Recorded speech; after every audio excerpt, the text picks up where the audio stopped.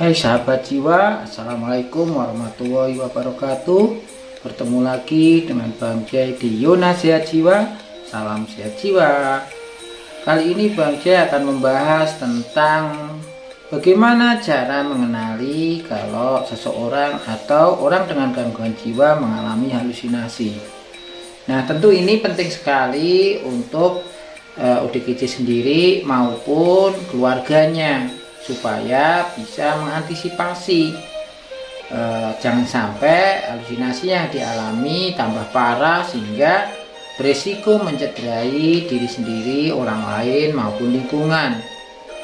Nah, oleh karena itu silahkan simak sampai akhir, jangan di skip. Jangan lupa yang belum subscribe silahkan subscribe. Nah, bagaimana cara kita mengenali? Ya tentu ketika ODGJ, orang dengan gangguannya sendiri, adalah mulai mengecek, mengidentifikasi, mengenali apakah beberapa jam terakhir sudah mulai nggak bisa fokus, nggak konsentrasi. Kemudian pastikan melalui panca indera apakah ada sesuatu yang seperti dilihat atau mendengar sesuatu, seperti mendengar sesuatu. Kemudian seperti mencium sesuatu atau rasakan di kulit itu ada yang aneh tidak, atau ada bau yang dicium tidak seperti biasanya atau tidak. Nah, kalau memang ada, ya coba tarik nafas dalam, tahan 4 detik, keluarkan melalui mulut dengan cara dihembuskan. Kemudian setelah itu kenali kembali, ternyata memang benar ada. Nah, setelah memastikan, ya setelah seperti itu nggak ada, ya tentu itu namanya halusinasi. Tetapi kalau misalnya memang dipastikan lagi kalau masih ada lagi, nah dilihat di sekitarnya, ya benar-benar ada nggak. Kalau ada orang lain bisa menanyakan apakah orang lain itu mendengar sesuatu juga nggak, atau melihat sesuatu juga nggak. Kalau enggak, ya berarti benar halusinasi. Karena memang halusinasi itu persepsi yang salah atau adanya perubahan dalam penerimaan persepsi sensori, di mana tidak ada stimulus dari luar tapi dipersepsikan ada. Kenapa? Ya karena ada perubahan cairan di otak sehingga memicu terjadinya halusinasi. Nah, setelah dipastikan ada, mulai dikenali apakah sudah itu mengganggu atau tidak, kemudian sering atau tidak, muncul ketika kapan saja, dalam situasi apa, ya. Nah, kemudian juga yang bisa dilakukan apa. Kalau sudah tahu, ya segera melakukan sesuatu. Misalnya dengan menghadik dulu, diputus halusinasinya, baru mencari kegiatan untuk dilakukan. Nah, kalau misalnya ada obatnya harus diminum, karena saat itu saatnya minum obat, ya obatnya segera diminum. Nah, itu akan cukup membantu. Nah, itu cara jika misalnya ODGJ-nya yang mengenali, ya. Nah, tentu juga perhatikan waktu kegiatan tuh bisa konsentrasi enggak sih, bisa fokus enggak, atau menjadi mudah lupa. Karena memang orang yang mengalami halusinasi kadang-kadang mudah lupa, nggak konsen, nggak fokus, ya. Nah, ketika berbicara pun sulit sekali mencari ide, gagasan untuk disampaikan ke orang lain, ya. Nah, bagaimana ketika keluarga atau orang terdekat atau caregiver ingin menanyakan kepada ODGJ untuk apakah sedang berhalusinasi atau tidak? Tentu pertama observasi dulu, amati, ya, bagaimana penampilan dari ODGJ.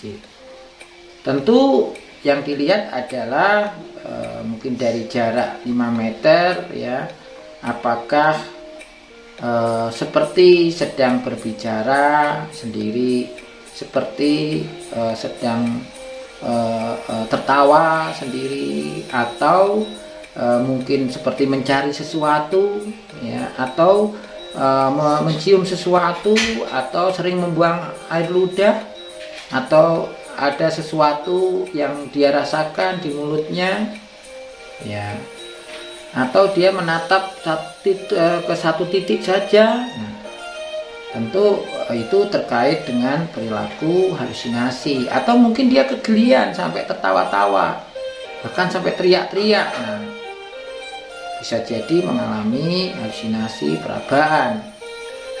Nah, ketika itu sudah, maka berikutnya adalah kenali apakah dia mundar-mandir atau menyendiri atau asyik sendiri. Karena pasien halusinasi atau ODGJ yang mengalami halusinasi terkadang kelihatan mundar-mandir, tidak bisa duduk tenang, ya, kadang wajahnya juga tegang, ya. Nah, ketika pada saat aktivitas perawatan diri nggak fokus, nggak konsen, sehingga hasilnya tidak maksimal. Atau ketika disuruh melakukan perawatan diri atau aktivitas tidak segera beranjak, butuh perintah 1-2 kali, 2-3 kali, akhirnya dia baru sadar dan baru merespon perintah kita, perintah keluarga, karena memang nggak fokus, ya. Nah, kemudian ketika diajak bicara, apakah pasien ini atau ODGJ ini menjadi kacau atau sulit dimengerti. Karena kalau halusinasinya aktif, halusinasinya kuat, terkadang ketika diajak ngomong nggak nyambung, diajak bicara nggak nyambung, atau bicaranya kacau. Ya, nah, ketika memang tanda-tanda halusinasinya ada, ya tentu yang bisa dilakukan adalah dampingi ODGJ untuk memutus halusinasinya dulu. Dengan apa? Ya tentu dengan menghadik. Dilawan dengan kalimat-kalimat tentu yang mudah dilakukan oleh pasien atau ODGJ. Nah, setelah putus, apa yang dilakukan? Kenali lagi apakah masih minum obat atau tidak, atau obatnya masih ada enggak. Ya, tentu yang untuk halusinasi, ya. Nah, lihat jam, kalau memang saatnya minum obat segera diberikan. Tentu ketika memberikan obat ya harus diawasi, keluarga harus mengawasi sampai ditelan, ya, takutnya dibuang, ya. Nah, kemudian ketika misalnya obat sudah diminum, atau mungkin tidak sedang minum obat, atau waktunya belum sampai, belum tiba. Nah, halusinasi kan sudah diputus, ya, dengan mengadik tadi. Maka jangan beri kesempatan muncul kembali. Ajak ngobrol, ajak cerita, ya, tentang hal-hal yang santai, yang menghibur. Mungkin sambil nonton TV, kemudian mendiskusikan acara yang lagi disiarkan, ya. Itu bisa sedikit banyak mengalihkan, apalagi jika dilakukan lebih dari 10 menit, ya.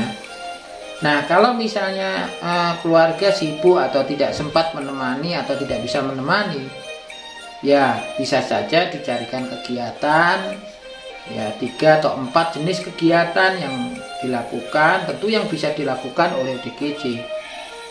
Kemudian bimbing untuk melakukannya. Nah, kalau 4 kegiatan itu bisa dilakukan secara silih berganti, maka tentu akan bisa memperpanjang masa ODGJ tidak ada kesempatan untuk halusinasinya muncul kembali, sehingga teralihkan.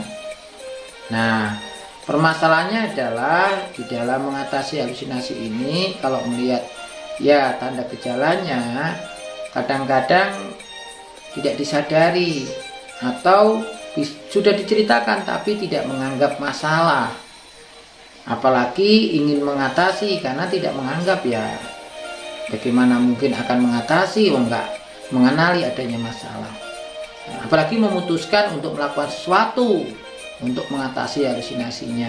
Maka mestinya supaya halusinasi ini bisa ditangani dengan baik, langkah pertama yang harus dilakukan adalah mengenalkan dulu bahwa apa yang dialami itu masalah, dan masalah itu harus diatasi.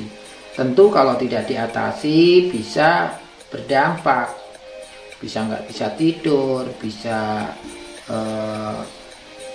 semakin ketakutan, khawatir, bahkan mungkin berpotensi beresiko melakukan perilaku kekerasan, baik diarahkan pada diri sendiri, orang lain, ataupun lingkungan. Makanya tidak jarang beberapa ODGJ itu ketika kambuh mengamuk, merusak alat rumah tangga, bahkan mengancam, memukul, menendang.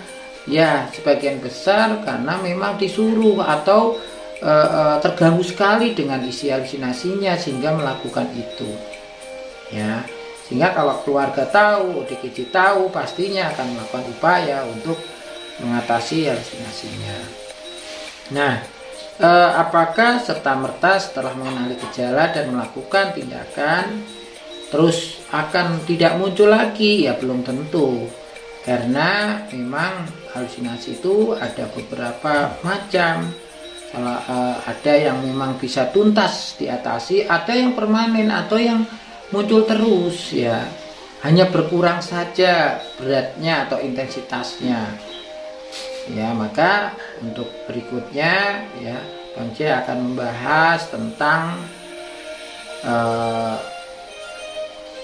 kenapa kalau ODGJ dengan halusinasi sudah melakukan banyak hal untuk mengatasi halusinasinya, tapi kok tetap masih ada, ya kok nggak hilang tuntas. Nah itu yang akan coba Bang C bahas berikutnya, supaya apa? Supaya baik keluarga maupun ODGJ paham, sehingga ketika memang tidak bisa diatasi ya mau bagaimana ya diterima, dan yang penting adalah tidak sampai mengganggu aktivitas harian.